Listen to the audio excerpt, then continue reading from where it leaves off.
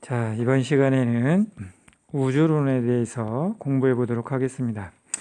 자, 우주론이라고 하는 것은 우주의 기원 그리고 미래에 대해서 연구하는 분야가 되겠죠. 우주의 기원과 미래를 논하는 학문입니다. 자, 우리가 우주의 기원과 미래를 논할 때 기본 가정을 합니다. 그걸 우리가 뭐라고 하느냐? 우주론의 원리라고 합니다. 우주론의 원리, 기본 가정이에요. 두 가지가 있어요. 그 중에 하나가 뭐냐면 균질성, 그리고 또 한 가지가 등방성이에요. 자, 균질성이라고 하는 것은 우주에 어디서나 똑같다, 어디서나 동일하다는 뜻이에요. 등방성은요, 그렇죠. 어느 방향이나 동일하다라는 뜻이에요. 무슨 얘기냐? 내가 보는 우주나 안드로메다 은하에서 보는 우주나 똑같다는 거죠. 어디에서 보나. 자, 이건 무슨 뜻이에요? 그렇죠? 오리온 자리 방향으로 보나 백조 자리 방향으로 보나, 자, 우주는 어떠하다? 방향에 관계없이 같은 우주로 관측되어진다는 겁니다. 자, 이렇게 가정을 하는데요. 실제 우리 관측 결과는 이거하고 부합되고 있어요. 그렇기 때문에 우리가 우주론을 논할 때는 기본적으로 요 두 가지 가정을 하고 우주론을 논하게 된다는 겁니다. 자, 우주론은 여러분들 다 알고 있죠? 허블 법칙 이후에는 우주가 팽창한다는 것을 아무도 부정하지 못해요. 그러니까 우주 팽창은 기본으로 받아들이면서 크게 두 가지 우주론이 존재합니다. 그 중에 하나가 뭐냐면요, 정상우주론이에요. 정상우주론. 정상우주론이라고 하는 것은 항상 변하지 않는 우주를 얘기하는 거예요. 자, 우주가 팽창하는데 어떻게 항상 변하지 않을 수 있는 거죠? 저 우주가 팽창한다? 새로운 공간이 생기면 그 새로운 공간에 어떻게? 새로운 별이 만들어지는 거예요. 그러면 우주는 변함이 없는 거죠. 그래서 새로운 별들이, 즉 새로운 질량이 계속해서 만들어진다. 연속 창조설이라고 합니다. 정상우주론 연속 창조설. 자, 이 이론이요, 본디, 골드, 호일과 같은 과학자들이 주로 주장을 했던 우주론입니다. 뭐 지금은 여러분들도 다 알겠지만 빅뱅 우주론으로 99.9%는 다 넘어온 상태죠.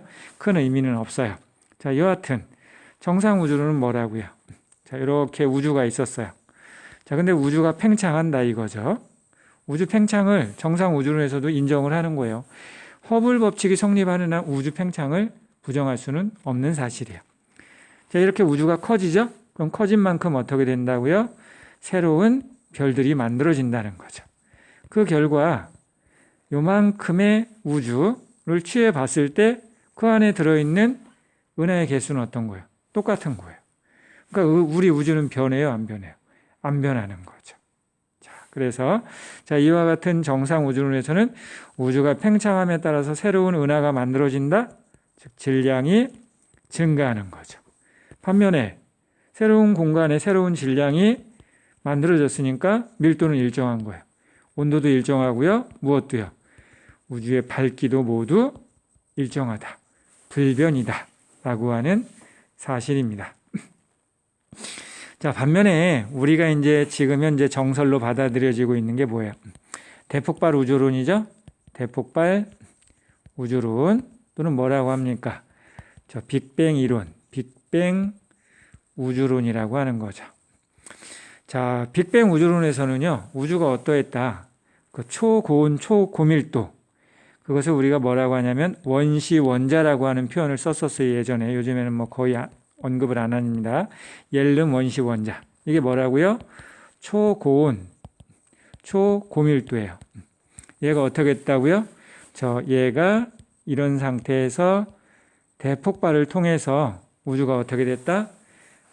팽창하게 됐다라고 하는 사실이죠. 그러니까 시간이 갈수록 우주는 커지는데 그 안에 있는 물질의 양은 일정해요. 이게 어떤 거냐면, 자, 이런 거죠. 이랬는데 우주가 팽창을 해요. 이렇게 되는 거죠.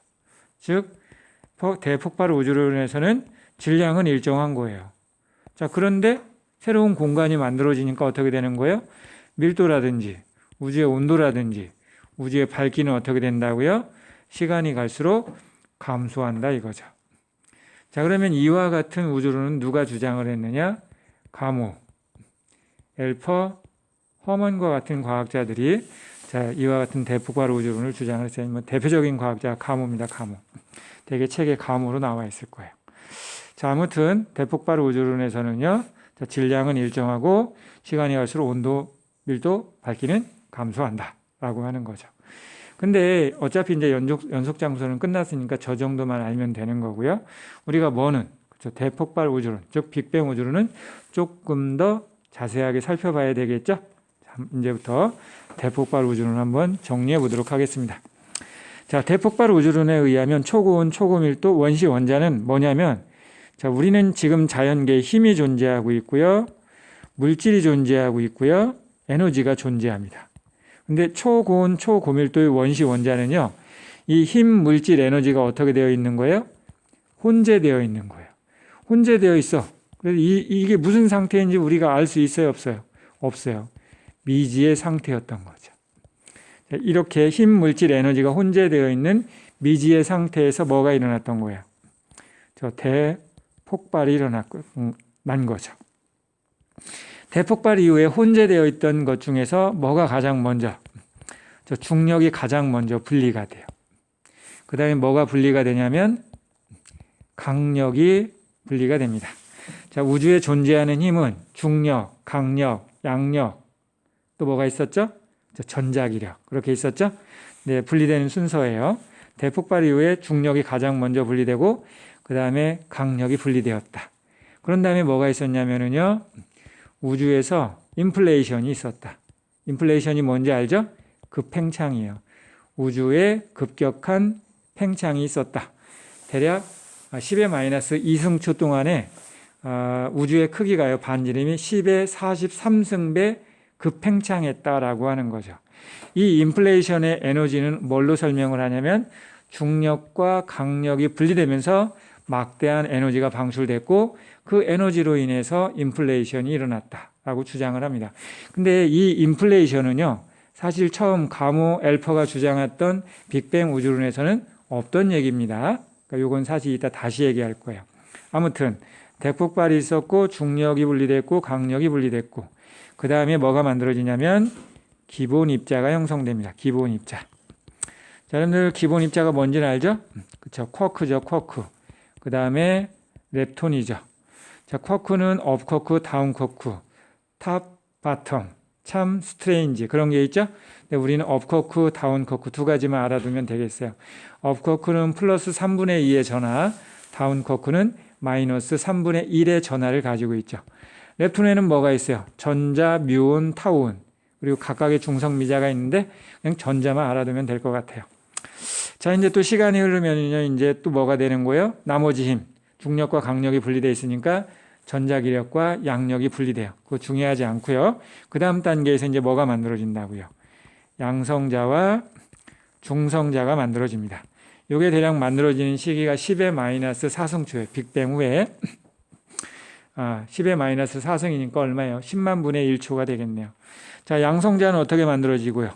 업쿼크 2개와 다운쿼크 1개가 결합돼서 만들어지고요. 중성자는 업쿼크 하나와 다운쿼크 2개가 결합해서 중성자가 만들어지게 된다는 거죠. 이렇게 양성자, 중성자가 만들어졌어요. 자, 시간이 흐르면은요, 이 양성자와 중성자는 상호 전환이 가능합니다. 양성자가 중성자로 될 수도 있고 중성자가 양성자로 될 수도 있어요. 근데 중성자는 양성자보다 질량이 커요. 따라서 양성자가 중성자로 될 때는 뭐를 흡수해야 돼요? 에너지를 흡수해야 돼요. 근데 시간이 갈수록 우주는 팽창에 의해서 온도가 떨어지죠. 그러니까 이 에너지가 줄어들어요. 그러니까 뭐가 더 활발하게 일어나요? 중성자가 양성자로 붕괴하는 반응이 더 활발하게 일어납니다. 자, 따라서 시간이 1초 정도 경과하게 되면 빅뱅 후 1초 정도 경과하게 되면 양성자와 중성자는 누가 더 많아지게 된다고요? 양성자가 더 많아져요. 대략 그 비가 7대 1이 된다는 거예요. 자, 빅뱅 후에 대략 15초 정도 지나게 되면은요, 이제 뭐가 일어나냐면은요, 헬륨 핵융합이 일어납니다. 헬륨 핵융합이 아니라 헬륨 핵이 만들어져요. 수소 핵융합을 통해서 헬륨 핵이 합성이 됩니다. 아시겠죠? 자, 헬륨 핵이 합성된다. 이거 무슨 얘기예요? 저 수소 원자 핵이 있고요. 이 수소 원자 핵 4개가 결합을 하게 되면 뭐가 되는 거예요? 헬륨 원자 핵이 만들어지게 되는 거죠. 수소 핵융합하고 똑같은 거예요. 그래서 수소 원자 핵이 존재하고 또 뭐가 존재하게 되었다? 헬륨 원자 핵이 존재하게 되었다는 거죠. 여기 핵이라고 하는 건 뭐예요? 전자가 떨어져 나갔다는 뜻이에요. 자, 그러면 얘네들이 몇 대 몇의 비율로 만들어진다고요? 그렇죠? 자, 이거 지금 양성자 중성자 비가 7대 1이잖아요. 그러면 하나, 둘, 셋, 넷, 다섯, 여섯, 일곱의 중성자 하나예요. 하나, 둘, 셋, 넷, 다섯, 여섯, 일곱의 중성자 하나죠. 그럼 헬륨 원자 핵은 어떻게 만들어요? 이렇게 하면 이게 헬륨 원자 핵 하나잖아요. 그러면 헬륨 원자 핵 하나당 양성자 하나. 이건 수소 원자 핵이죠? 몇 개? 하나, 둘, 셋, 넷, 다섯, 여섯, 12개. 개수비로 보면 12대 1이에요. 그런데 헬륨 원자 핵 하나의 질량은 수소 원자 핵 하나 질량의 4배잖아요. 그러니까 질량비로 보면 12대 4죠. 그럼 4, 1은 4, 4, 3, 12. 자, 질량비는 몇 대 몇으로 만들어진다? 3대 1로 만들어졌다. 라고 하는 얘기죠. 자, 이렇게 해서 만들어졌어요. 자, 시간이 가면 또 더욱더 온도가 내려갑니다. 지금 요 단계에서는요, 수소 원자핵, 헬륨 원자핵이에요. 즉, 전자들이 원자핵과 결합되어 있지가 않습니다. 원자핵에 속박되어 있지 않아요. 그러니까 이 우주에는 원자핵도 있고 전자도 있고 입자가 무지 많았어요. 입자가 그렇게 많으니까 빛이 가다 보면 입자하고 충돌이 잦겠죠? 그러니까 빛은 직진할 수가 없었어요. 뭐하고 똑같이 생각을 하면 되냐면 우리가 투명한 물을 통해서 빛이 통과를 하죠. 하지만 물속에 여러 부유 입자, 흙탕물을 생각을 해보세요. 그러면 그 흙탕물을 빛이 통과할 수 없잖아요. 불투명한 거. 그런 상태라고 생각을 하면 돼요. 그랬던 우주가 빅뱅 후에 얼마가 지나면 38만 년이 지나면은요, 온도가 3000K로 떨어집니다. 이건 외워놓으세요. 이거 3대 1 외워야 되는 거고요. 38만 년 3000K 외워야 돼요. 빅뱅 후 38만 년이 지나면 우주의 온도는 3000K로 떨어지고요. 이렇게 온도가 떨어지게 되면 지금 이렇게 원자핵과 전자가 분리되어 있었죠? 원자핵과 전자가 결합을 합니다. 그래서 뭐가 만들어져요? 수소 원자가 만들어지고요. 뭐가 만들어지는 거예요? 헬륨 원자가 만들어지게 되는 거예요. 자, 이때 수소 원자와 헬륨 원자의 질량비도 얼마가 되는 거예요? 3대 1이 된다는 거죠. 자, 38만 년 3000K가 되면 수소 원자, 헬륨 원자가 만들어진다. 입자 수가 확 줄어드는 거예요. 그럼 우주에는 입자가 줄어들으니까 우주는 어떻게 되는 거예요? 우주는 빛에 대해서 어떠한 상태다? 아까 투명하다는 표현했죠? 투명해지는 거예요. 우주는 빛에 대해 투명해져. 그러니까 빛이 자유로워졌어요. 자유로워진 빛은요, 쭉 직진을 합니다. 그런데 우주가 어떻게 되니까? 우주가 팽창을 하니까 자꾸 어떻게 되는 거예요? 우주 팽창으로 인해 파장이 길어지는 거죠. 파장이 길어져요. 그래서 현재 얼마로 남아있다고요? 2.7K 복사로 관측이 된다는 거죠. 좀 더 정확하게 하면 이거 얼마라고 요즘에 나와요? 2.73K 복사로 검출이 된다는 거죠. 자, 이게 무슨 얘기냐? 자, 여러분들 보세요. 우리가 앞에서 그거 했어요. 흑체 복사, 플랑크 곡선에서 뭐라고요? 온도가 높을수록 최대 에너지 파장은 짧아지죠. 온도가 낮을수록 최대 에너지 파장은 길어지죠. 자, 38만 년 3000K일 때 방출된 빛이요, 우주 팽창으로 파장이 길어졌어요. 파장이 길어진다는 것은 온도가 높은 물체에서 나오는 거예요? 온도가 낮은 물체에서 나오는 거예요? 온도가 낮은 물체에서 나오는 전자기파가 파장이 길은 거죠? 그럼 이렇게 긴 파장을 낼 수 있는 것의 물체의 온도는 얼마냐? 대략 2.7K가 된다는 거죠. 즉, 온도가 2.7K인 물체에서 방출되는 복사 에너지와 같은 파장으로 이루어져 있는 우주 배경 복사가 된다는 거예요. 자, 이게 지금 우주 배경 복사예요. 자, 따라서 우주 배경 복사에는 현재보다 과거로 가볼게요. 과거에는 우주의 온도가 높았죠. 그럼 파장이 현재보다 어땠어요? 현재보다, 그렇죠, 짧았을 겁니다. 지금은 2.7K 복사로 남아있죠? 시간을 거슬러 올라가면 처음에는 얼마로 방출이 된 거예요? 처음에는 3000K로 방출이 된 거죠. 그러니까 파장이 현재보다 어땠어요? 그렇죠. 더 짧았겠죠. 봐봐요, 여러분들. 이거 우리가 앞에서 람다 맥스 t는 일정하다고 했었죠. 근데 일정한 값이 3000이었잖아요. 근데 지금 t가 얼마라고? 2.73, 이거 3이라고 해봐요. 그럼 람다 맥스는 얼마가 되는? 이거 1000이 되는 거예요, 1000. 근데 단위는 이게 마이크로메타고 K예요. 마이크로는 10의 마이너스 6승이거든요. 1000 마이크로니까 이거 결과적으로 얼마가 돼요? 그렇죠. 10의 마이너스 6승이 마이크로니까 거기다 1000을 곱하니까 10의 마이너스 3승이죠? 이거 밀리예요. 1밀리미터예요. 무슨 말인지 알겠습니까? 현재 우주 배경 복사를 보면은요. 파장, 에너지 강도죠? 맥시멈 파장이 어디에 있다는 거예요? 그렇죠. 1mm에 있다는 거예요. 그런데 이 우주 배경 복사를 가장 처음으로 관측한 사람은 누구냐면요. 펜지아스하고 윌슨이에요. 걔네들은 얼마짜리, 파장이 얼마짜리를 관측을 했던 거냐면요. 파장이 대략 7.3cm짜리를 관측을 한 거예요. 7.3cm에 해당하는 요것들을 관측한 거예요. 근데 계속 관측을 하다 보니까 이런 것도 관측, 이런 것도 관측, 이런 것도 관측, 이런 것도 관측이 되더라는 거예요. 그러다 보니까 얘네들을 아우르는 그래프를 그려보니까 이게 얼마에 해당하는 2.7K 흑체에서 방출되는 복사 에너지의 형태를 띠고 있다는 얘기예요. 무슨 말인지 이해됐죠? 자, 그럼 우주 배경 복사가 처음 방출될 때는 온도가 얼마였어요? 3000K였죠? 이때는 람다 맥스가 얼마였겠어요? 곱하기 1개 3000이니까 이때는 얼마예요? 그렇죠. 1 마이크로메타였겠죠. 1 마이크로메타. 무슨 말인지 이해되죠? 지금 현재는 얼마니까? 3K니까 1 마이크로가 아니고 얼마가 된 거예요? 그렇죠. 1000 마이크로메타가 된 거죠.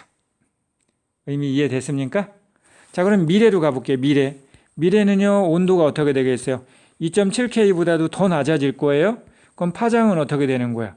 지금 얘보다도 더 길은 쪽으로 바뀌겠죠.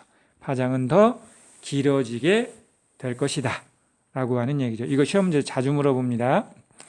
자, 우주 배경 복사는 시간이 갈수록 우주의 온도가 떨어진다, 파장이 길어진다.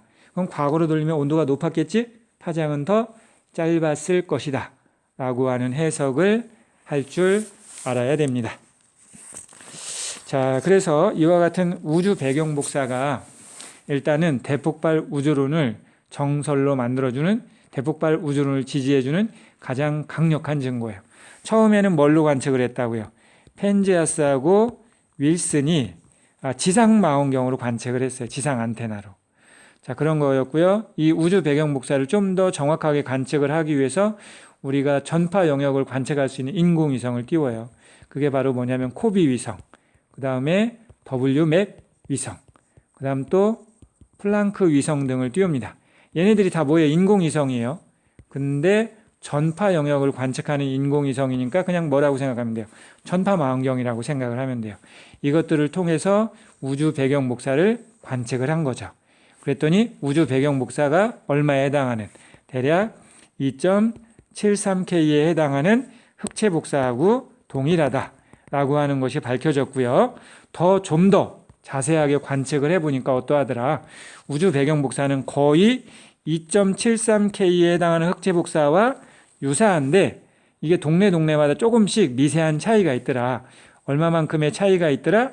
10만 분의 1 정도의 차이가 있더라라는 얘기예요. 그러니까 2.73K가 아니고 2.72501 또는 2.72499, 72499 요 10만 분의 1 단위에서 차이가 있다는 거예요. 동네마다. 즉 방향마다. 거의 균질한데 아주 미세한 차이가 있다는 거예요. 이건 아주 중요해요. 만약에 이 우주 배경 복사는 결과적으로 우주 내 에너지 분포를 의미하는 거잖아요. 에너지 분포는 뭐 물질 분포하고 똑같은 거예요. 만약에 이 우주 내의 물질이 똑같이 분포했다. 그러면 중심점이 없어요. 그럼 뭉칠 수가 없어요. 별이 만들어질 수가 없어요. 은하가 만들어질 수 없죠. 우리와 같은 생명체도 탄생할 수 없었던 거예요. 그런데 뭐가 존재하니까 이와 같은 불균일, 비등방성이 존재하는 거예요. 10만 분의 1에 해당하는 비등방성이 존재하는 거죠. 이로 인해서 뭐가 만들어진 거예요? 별이 만들어지고 은하가 만들어지게 되었다라고 하는 얘기죠. 그래서 지금 현재는요. 뭐를 중요하게 생각하고 연구를 하느냐? 2.73K 이 우주 배경 복사보다는 이 등방성, 이 거의 같은 얘네보다는 이 비등방성, 이 10만 분의 1 단위에서 이 차이에 우리가 주목하고 있는 단계에 해당합니다. 자, 그 다음에 이제 뭐가 있냐면은요. 급팽창, 우주론이라고 할까요? 급팽창 우주론은 급팽창 우주론이라기보다는 그냥 급팽창 이론이라고 하죠. 그냥 급팽창 이론. 자, 이거는 뭐냐? 빅뱅 우주론에 의하면 그냥 우주는 거의 비슷한 속도로 팽창해 왔다라고 설명을 해요. 근데 급팽창 이론은 뭐다? 우주 대폭발 초기에 급격한 팽창이 있었다라고 설명을 하는 거예요. 대략 우주 대폭발 이후에 10의 마이너스 4승초에서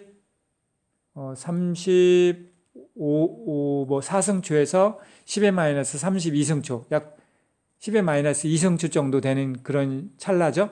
그 사이에 우주 크기가 얼마가, 우주 반지름이 10의 43승배 급증했다, 급팽창했다 라고 하는 게 급팽창 이론 또는 뭐라고요? 인플레이션 이론이 되는 겁니다. 자, 왜 급팽창이 이루어졌다고요? 이 급팽창을 일으킨 에너지원이 뭐라고요? 우주에서 혼재되어 있던 중력과 강력이 분리되면서 막대한 에너지가 방출됐고 그 에너지에 의해서 급팽창이 일어났다라고 설명을 하는 겁니다. 여하튼요, 왜 이 급팽창 이론이 대두되게 되느냐? 그 이유는 이것 때문에 그래요. 자, 빅뱅 우주론에 문제점이 있어요. 한계가 있어요. 빅뱅 우주론의 문제점이 뭐가 있느냐? 한계 문제점이라고 해볼까요? 자, 문제점으로 대두된 게 첫 번째가 지평선 문제예요. 지평선 문제. 자, 지평선 문제는 아까도 얘기했어요. 우주의 크기 할 때. 자, 우주의 크기는 뭐라고요? 관측 가능한 우주라고 했어요. 내가 봤을 때 여기까지 관측해요. 관측 가능해요. 이쪽으로 여기까지 관측 가능해요. 여기까지 관측 가능해요. 여기까지 관측. 이 관측 가능한 이 테두리가 바로 뭐예요? 이게 바로 지평선이 되는 거예요. 우주 나이가 만약에 100억 년이면 여기까지가 100억 광년이 되겠죠. 100억 광년, 100억 광년, 100억 광년. 근데 지금 현재 우리는 우주 나이가 138억 광년이라고 하니까 여기가 이제 138억 년이라고 하니까 이 우주의 지평선은 대략 138억 광년이라고 보면 되겠죠. 자, 그럼 무슨 얘기냐? 자, 여기 있는 애가 여기로 날아오는데 138억 년이 걸려요. 여기서 나온 빛이 나오는데 138억 년이 걸려요. 그렇죠? 그럼 얘하고 얘는 지금까지 우주 나이가 138억 년이니까 여기서 여기까지 가려면 138억의 2배잖아요. 따라서 얘가 여기까지 갈 수 있어요? 없어요? 없어요. 얘도 여기까지 갈 수 없어요. 그럼 얘하고 얘는 서로 영향을 줄 수 없죠. 상호작용할 수가 없어요. 그런데 우주 배경부사 어떠하다? 양쪽에 있는 애가 균일하다 이거예요. 왜 서로 상호작용할 수 없는데 어떻게 균일해졌냐 이거죠. 즉 지평선, 이렇게 할까요? 양쪽 지평선 우주 배경 복사가 왜 균일한가? 왜 균일한가? 이거 동일한가? 왜 같은가? 그 뜻이에요. 왜 같은가? 상호작용이 어땠는데? 불가했는데. 얘네들은 지금까지 절대 만날 수가 없는데 왜 우주 배경 복사가 양쪽에서 같게 나오느냐 이거죠. 이게 바로 지평선 문제입니다. 자, 두 번째 문제는요. 편평성 문제, 편평성 문제. 자, 우주는요. 다양한 방법으로 관측을 했을 때 우주는 어떻다고요? 평탄합니다. 우주는 평탄해요. 자, 그러면 왜 우주는 평탄한가냐 이거예요. 자, 이거 잠깐 볼게요, 여러분들. 평탄하다는 걸 이 3차원 공간이 평탄한지 굽어져 있는지 이거 그림으로 표현하기 어렵잖아요. 그러니까 우리는 3차원의 존재니까 이 평탄하다, 굽어져 있다를 뭘로 그려놓으면 쉽게 판단할 수 있어요. 그렇죠. 그냥 면을 그려놓으면 되겠죠. 그럼 우주가 평탄하다? 그렇죠. 이런 평탄한 면인 거예요. 자, 이러한 것을 우리가 공률이 얘는 0이에요. 자, 반면에 우주가 굽어져 있어요. 어떻게? 이와 같이 어느 한 점을 중심으로 안쪽으로 이런 것을 공률이 플러스라고 합니다. 자, 그 다음에요. 그러면 이게 이제 여기서 이제 이 우주는 이 면이라고 생각하면 되는 거예요. 이 안에 공간이 아니고 면이 공간인 거예요. 2차원 공간인 겁니다. 자, 그다음 또 한 가지는 뭐냐면요. 이렇게 공간이 말 안장처럼 그렇죠. 어떻게 되어 있는 거예요? 얘는 그렇죠. 바깥쪽으로 굽어져 있는 거죠.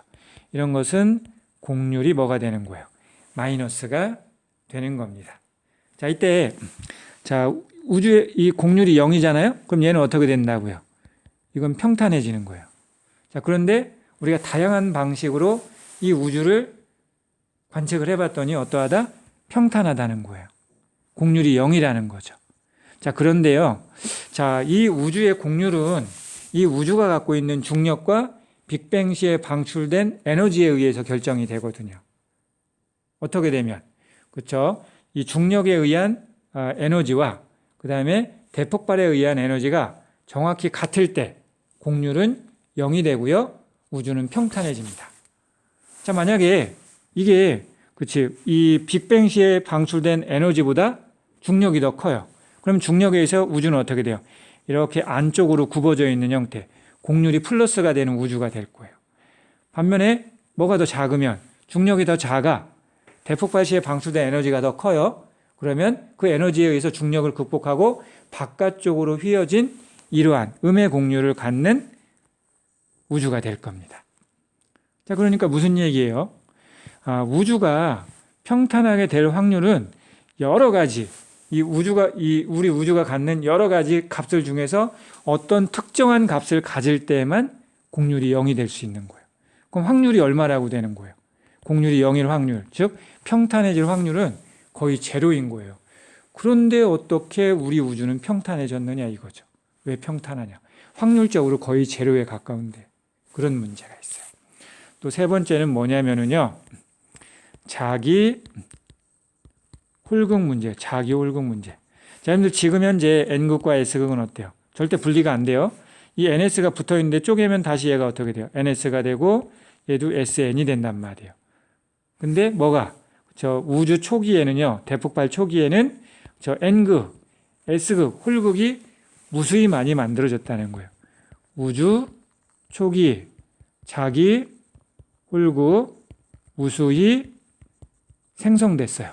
그런데 왜 관측이 안 되냐 이거예요. 엄청나게 많이 만들어졌거든요. 그러면 뭐 가뭄에 콩나듯이라도 한 번이라도 관측이 돼야 될 텐데 지금까지 단 한 번도 관측된 적이 없다는 거죠. 왜 그러냐 이거예요. 자, 이게 바로 자기 홀극 문제입니다.